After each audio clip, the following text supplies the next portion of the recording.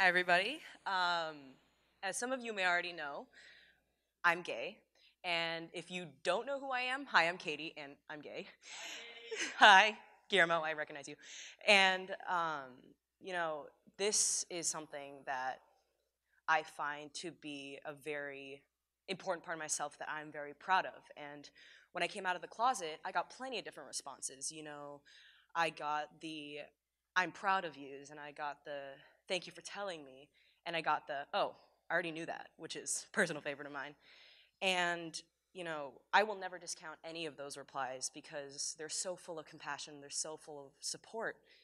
But the truth of the matter is, when coming out of the closet, things don't always go as planned.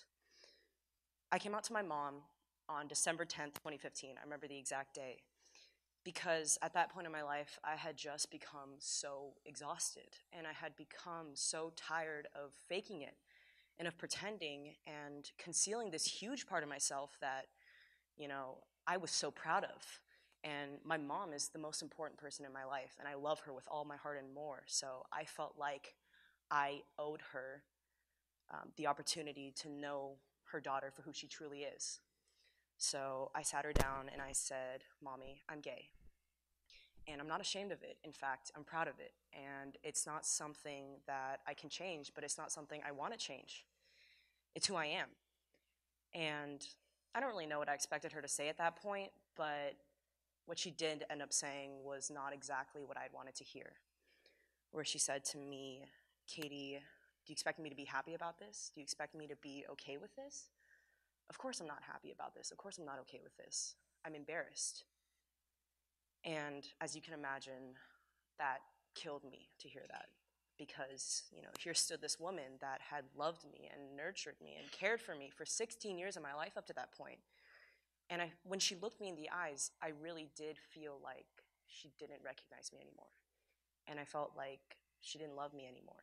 And, I let these horribly negative thoughts just completely consume me to the point where I began to lose confidence and I began to be ashamed of my sexuality and I began to stop loving myself. But here's the thing. Even the next morning after coming out of the closet to her, she still woke up an hour early to cook breakfast and to cut me some fruit because I always forget to eat breakfast in the morning. And she still went to work from 8 to 6 to make enough money to offer me everything I needed in this cushy Irvine life that I've been so used to. And, she gave all of herself to everyone around her because that's my mom. That's just who she is. And she's a wonderful woman. I mean, she's so brave and she's so intelligent and she's so hardworking and she's so passionate. And that's the mom that I think of.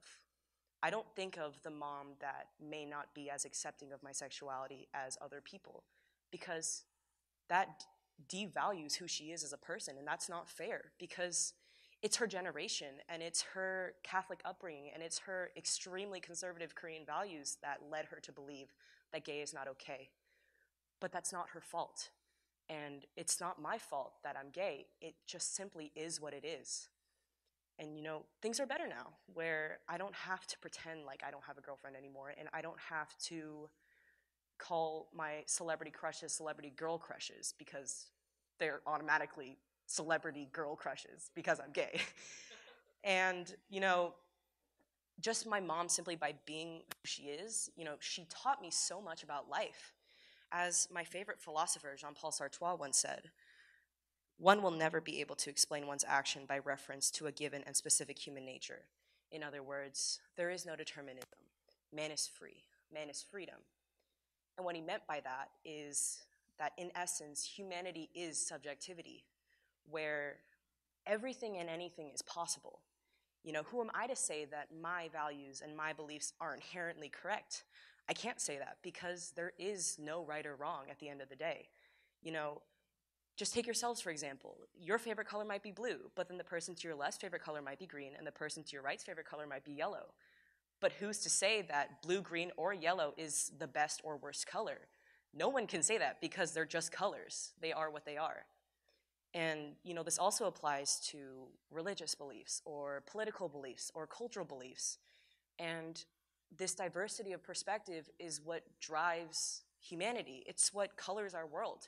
Because if we dress the same and we look the same and we spoke in the same manner and we believed the same things and we ate the same things, that'd be so boring. I mean, the most fun part about life is the fact that nobody's the same. And within all of our minds lives this incredibly beautiful, incredibly fascinating, and individual conscience that can never be replicated by anyone in the past, present, or future. And instead of being scared of this, we should cherish this, and we shouldn't ignore it. We should bring more attention to the fact that this isn't my world, and this isn't my mom's world, and it isn't anyone's individual world. It's our collective world. And if any of you ever start to doubt one day who you are, or who you want to be, or where you want to be at some point in your life, just remember that everyone feels that way at some point in their life, because so many things are possible, but that shouldn't scare you. It should encourage you to start conversations and to welcome new people into your life that may not agree with you, because then you'll have an opportunity to learn, and you'll have an opportunity to teach, and you'll have an opportunity to shine your light on people's lives that you may have never even met if you were to be so close-minded about who you are as a human. Thank you.